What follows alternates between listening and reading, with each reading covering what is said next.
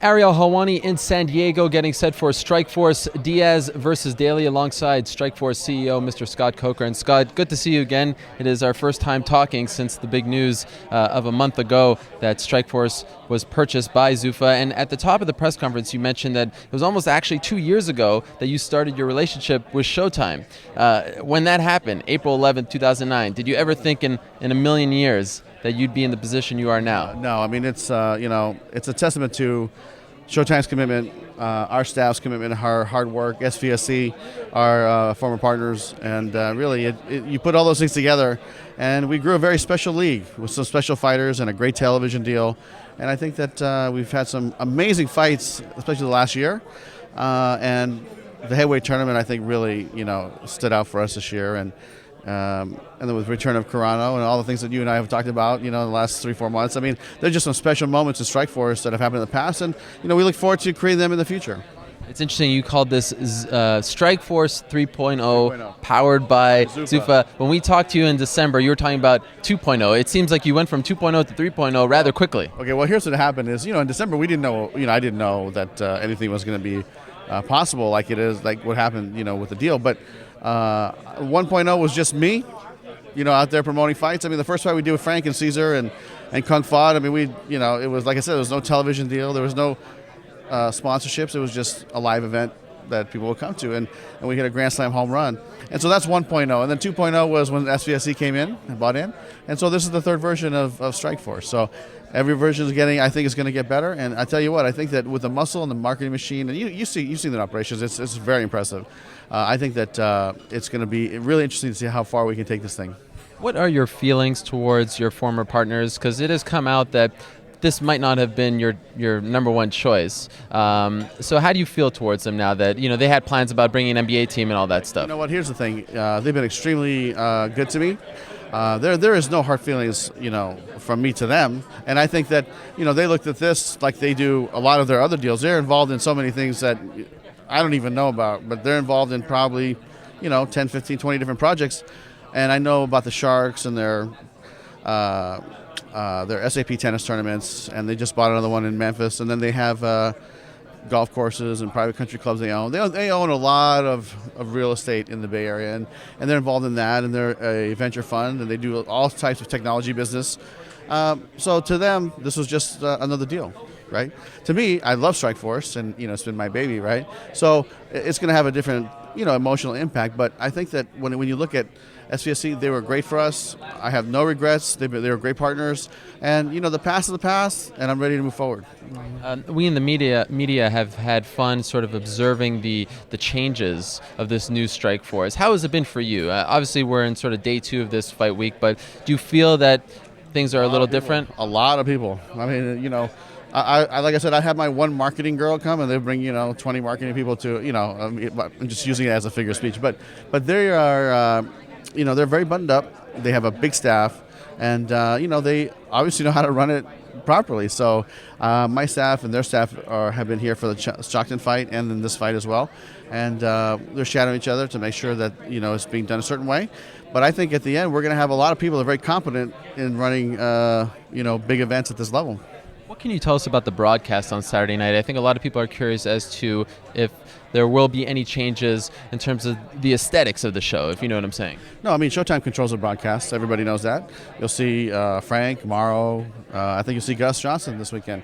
And so it's going to be business as usual. We have the cage. It's a 6-sided cage. It's not 8-sided. The rules, the one thing on the rules is a little different. Other than that, it's going to be business as usual. And, the back end, like Dana talked about the back end, that is going to be different because they run a different way. So my staff is learning how they like to operate. But when you come to the fight that night, it's going to look and feel just like a Strikeforce event. So there'll still be the ramp and all that stuff. Oh, yeah, definitely. And a lot of people are wondering, Zuffa events, WC, UFC, they always give fight night bonuses. Yes. KO of the night, submission of the night, fight of the night. Yes. Will that now be the case for Strikeforce? You know what? That's something I can answer tomorrow. Okay. Mm-hmm. So it's still sort of being discussed. Yeah, we've had a couple conversations, but it's only been a month, right? And there's been a lot of it's been a lot of turning upside down in the last 30 days. So I think that by Saturday we'll definitely know if we're going to do that or not. Final question on this whole transition. We talked to Paul Daly yesterday, and I think you've read some of the things. Paul's a great promoter. He said that when he found out about this, he sent you an email and called you a sellout. Said that you sold out. What do you make of that? I mean, here's what he meant. He wasn't saying, "Hey, Scott Coker, he just felt that, look, he was trying to fight for a league that was going to rival the UFC, and to him, it's a very emotional thing because he's a fighter, right? So think about it. He's a fighter. So what's his reaction going to be? Is to fight, right? And we love Paul. He's welcome here at Strikeforce. I know he had the incident at the UFC, but you know what? He's welcome. And to me, I told him, when we shook hands, I said, "Hey, Paul, I think you're a fantastic fighter. There's no hard feelings. You're a great promoter. Keep doing what you're doing, and let the better man win on Saturday." Your champion, Nick Diaz, has said multiple times that you are putting him to work a little too much, and that maybe you're not compensating him enough. What do you think of that? I felt so bad when he bought that Ferrari last week, and he bought that mansion up in Walnut Creek. But no, on a serious note, I mean, come on. Nick's making very good money. He can buy any car or any house he wants in that valley. And, we just asked. They respond, right? It's not me making him come fight.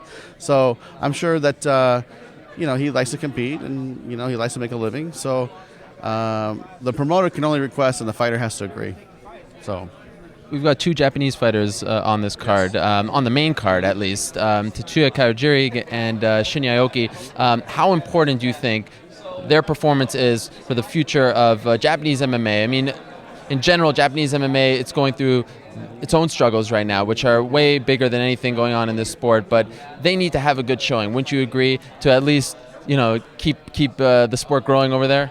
I'll tell you, these are two of the finest athletes from Japan. And I think they've run into some, what's the word? Run some, I can't think of the word. Some blocks in the road, after the disaster, so adversity is the word. So they've definitely run into some adversity over there. So it's going to be interesting because, they, walking into, like the first Pride event I ever went to, or the first K1 event I ever went to, I walked into the Osaka Dome and there's, 50,000 people there. I was like, holy moly, this is amazing. And if you've never seen an event in Japan and felt that energy there, their culture is, the Budo spirit is ingrained in their culture. And, whether it's now or whether it's later, there will be a return of Japanese MMA for sure. We talked to Mike Hogan. He said, and who worked for FEG, he was sort of their American representative. Yep. He says he no longer works for FEG, and we're hearing a lot of things that Dream might not be around anymore. So what does it mean for those guys? I mean, are they now Strikeforce fighters, or is it just a one-fight deal that you have with them now? How's that going to work? Aoki, this is his second fight on a two-fight deal. Okay, so based on his performance, maybe we make him another contract offer. Right? Because if Lyle beats him and he's had 2 losses with us, maybe, we might not re-sign him. Kawajiri is a different story. He has a good let's say he beats Gilbert, and then takes the title home. Then we do have rights for him to come back and fight in the future. So it's like we have a championship clause, so we're protected. So, we will see Kawajiri again if he's a champion, of course. So that's kind of how it lays out. But with Kawajiri, we have a couple more fights if he does win the title. If he doesn't, then we'll evaluate. I mean, I think he had a really good victory over Josh. I think he looked dominant in that performance. And so we'll judge it, case by case. 2 last questions before I let you go, and I appreciate the time. If Gegard Mousasi wins on Saturday night, will he be the next one to face Dan Henderson for the title? You know what? That's something that has not been determined yet. And the last question is, in the last 2 years we talked about your relationship with Showtime. You've put on a lot of events, but this is your last event before June 18th, the Dallas show. Yeah. Correct, right? Yes, this is our last event. Why such a big gap, A, and do you have anything planned for beyond June 18th? Well, you know what? We have a whole year schedule. I mean, we have to... share with us. Yeah, I mean, I can't share with you, but we do have a lot of fights coming up in June, July, August, September, October, November, December, January, February. We're going to probably get in another 16, maybe 17 fights in the next 10 months. So we're going to have a lot of fights. But, I sat down with Peter from Zuffa. And Peter I said, Peter, maybe it's better if we take a step back and go through these 2 events, figure out how we can make these things better, think better, operate better. So maybe rushing into another challenger show, which we didn't have a venue for, might not have been the best thing. So let's focus on June. Let's kick ass in June and make that the mega event that it deserves to be, and then we'll pick it up from there. And so we all agree. We thought it was a great idea. We told Showtime. They said that's a great idea, and let's get our kinks out in these 2 fights that we had, the Stockton event and this one, and then let's move forward. Just one last one.